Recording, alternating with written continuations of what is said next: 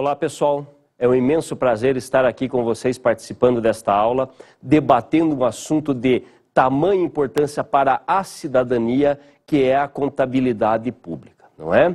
E é claro, por que eu digo para a cidadania? Porque você, enquanto aluno, é importante o conteúdo para a tua formação profissional. Agora você, a pessoa natural, a pessoa física, o cidadão, o contribuinte, é importante você conhecer esses conteúdos para você saber melhor controlar o administrador público na aplicação do imposto que você, que eu, que nós pagamos, enfim, todos os meses aí, o ano todo. Então eu convido vocês a participarem desta nossa aula, a prestarem atenção nesse nosso debate sobre contabilidade pública. E é claro, não poderíamos deixar de começar o nosso debate falando, evidenciando um pouquinho as noções da administração pública.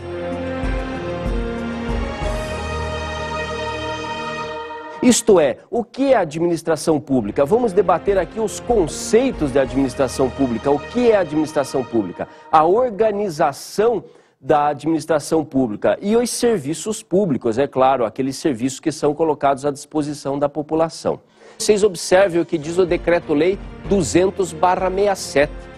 O poder executivo é exercido pelo presidente da República, auxiliado por quem? Pelos ministros de Estado. Você sabe, nós vemos todo dia na televisão, nós temos a oportunidade de ver nos jornais, nos jornais, nos telejornais, todos os dias os ministros, o presidente da República, passando para a população o que eles estão desenvolvendo a respeito da administração pública, o que eles estão fazendo para bem administrar o nosso dinheiro, não é?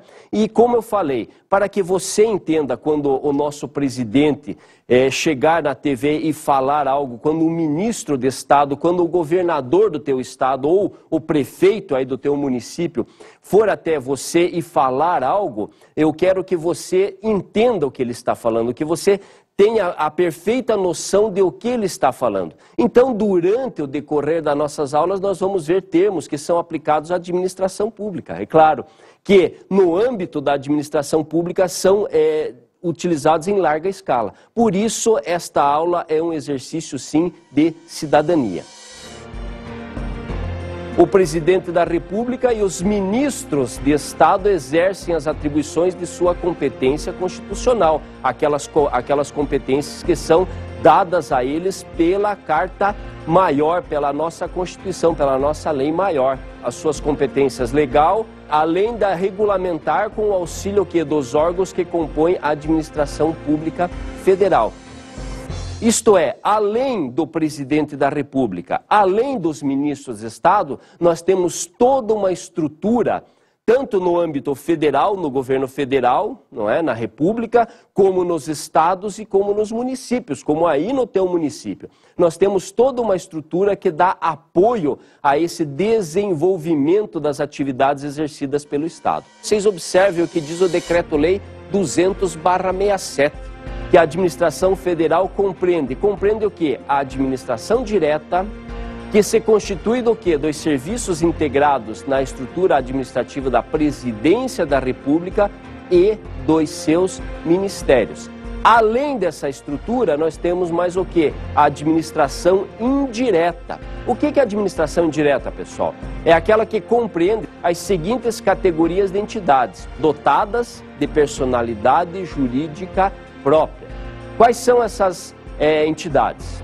As autarquias, as empresas públicas, as sociedades de economia mista e as fundações. Bem, o que são autarquias? Autarquias são entes criados para a descentralização dos serviços públicos, isto é, o governo precisa descentralizar, tirar, por exemplo, da capital federal Brasília alguns serviços e levar até os estados, levar até o teu município, não é?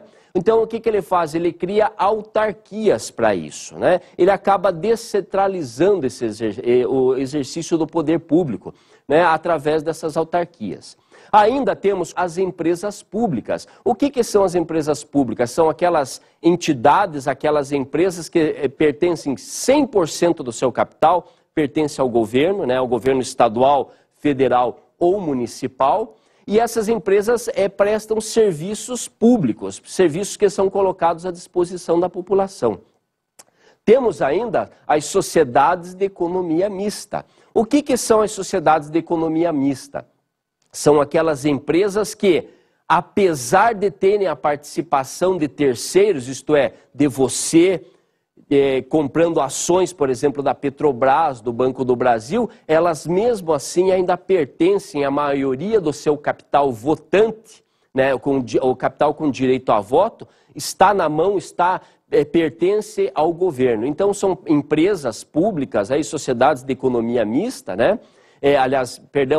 As sociedades de economia mista, as empresas públicas nós comentamos anteriormente. As sociedades de economia mista são aquelas entidades que têm o seu capital dividido em ações, e essas ações estão ora na mão de particular e uma parte na mão do governo, sendo a maior parte, né, a maioria das ações com direito a voto. E, por fim, nós temos aí as fundações públicas. O que são as fundações públicas? São entidades criadas para prestar serviços também à população, né? Que tem as suas características, tem personalidade jurídica própria, orçamento próprio, né? E que, no entanto, elas não têm uma renda, né? Elas dependem muito de repasses do governo, né, para a sua manutenção. Mas, no entanto, elas, mesmo assim, visam o quê? O atendimento das necessidades da população. Muito bem, por que nós temos que entender essa organização da administração pública, não é? Por que nós temos que entender? Porque nós estamos aqui falando de contabilidade. Contabilidade aplicada a quem? À administração pública, não é? Então nós temos que saber quais são os órgãos que vão estar utilizando as regras, utilizando os ditames, né? As regras da contabilidade aplicada ao setor público, tá ok? Bem, toda essa estrutura, é claro, por que ela existe? Para prestar serviços à população. Você, enquanto contribuinte, você, eu, nós pagamos os nossos impostos, né? O imposto nosso de cada dia, né? E esse imposto serve o quê? Para subsidiar, para custear as despesas que o governo tem justamente com a prestação desses serviços. E quais são esses serviços? Por exemplo, os serviços de educação, os serviços de saúde, os serviços de segurança pública, os serviços de manutenção da malha viária, né, das estradas, ruas, praças, avenidas, os serviços de vacinação, né, colocados à disposição da população, enfim, toda essa gama de serviços que o governo proporciona à população, vem o quê? É prestado através desses órgãos que nós citamos aí, através das empresas públicas, das fundações, das sociedades de economia mista, através do Poder Executivo, né, e os seus ministérios, né? Então, enfim, através de toda a estrutura do governo, seja ele federal, estadual ou municipal.